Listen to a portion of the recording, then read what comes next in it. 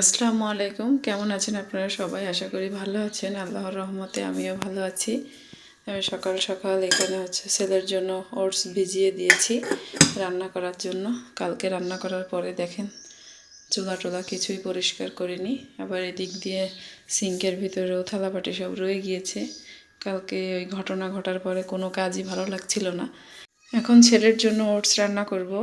তো আগে চুলাটা পরিষ্কার করে নেব, আর ওই পাশে সিঙ্কের থালাবাটিগুলো সব ধুয়ে নেব।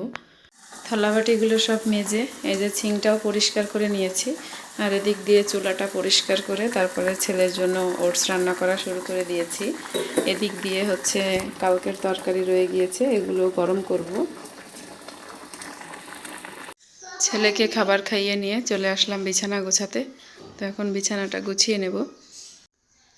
বিছানাটা গুছিয়ে নিয়েছি সুন্দর করে, আর এই পাশ দিয়ে এই যে বাথরুমের সামনের কার্পেটটা পরিবর্তন করে দিয়েছি।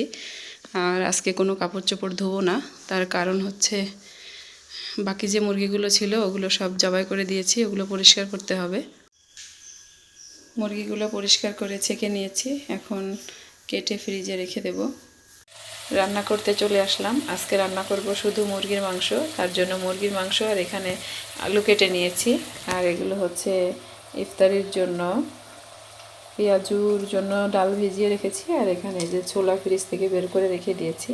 তো এখন মুরগি রান্না করার জন্য মশলা কষানো হয়ে গিয়েছে, এখন এর ভিতরে মুরগিগুলো দিয়ে দেব।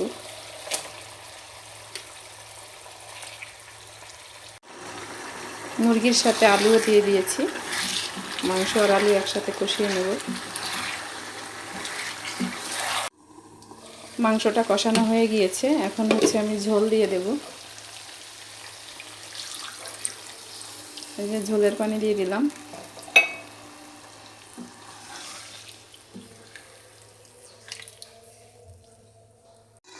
মাংস রান্না শেষ করে নিয়েছি, মাংসটা নামিয়ে নিয়েছি, আর এদিক দিয়ে ছোলা রান্না করার জন্য মশলা কষিয়ে নিয়েছি। এখন ছোলাগুলো এর মধ্যে দিয়ে দেব।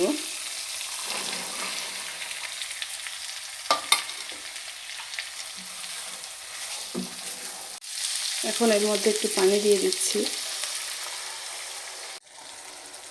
ছোলাটা প্রায় রান্না করা হয়ে গিয়েছে, এখন আমি এর মধ্যে আলুর চপের জন্য যে আলু সিদ্ধ করেছি সেই আলু একটু দিয়ে দিচ্ছি ঝোলটা ঘন হওয়ার জন্য। আলুটা মিশিয়ে নিয়েছি, এখন এর মধ্যে দিয়ে দিচ্ছি একটু ধনেপাতা।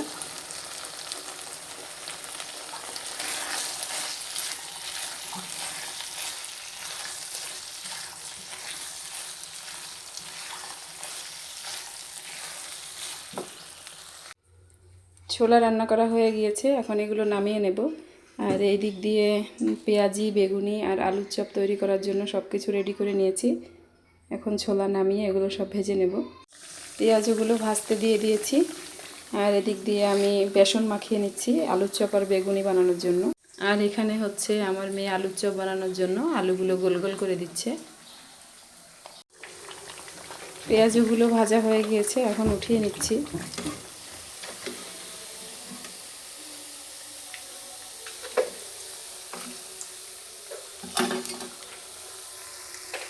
পেঁয়াজগুলো ভাজা শেষ করে নিয়ে এই যে এখন আমি বেগুনিগুলো ভেজে নিচ্ছি।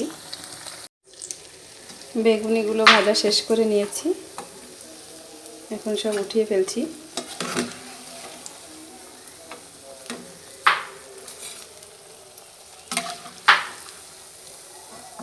আমি আলুর চপ ভেজে নিচ্ছি। আলুর চপও প্রায় ভাজা শেষ হয়ে গিয়েছে, আর এদিক দিয়ে আমার মেয়ে প্রতিবেশীদের দেওয়ার জন্য প্লেট সাজাচ্ছে।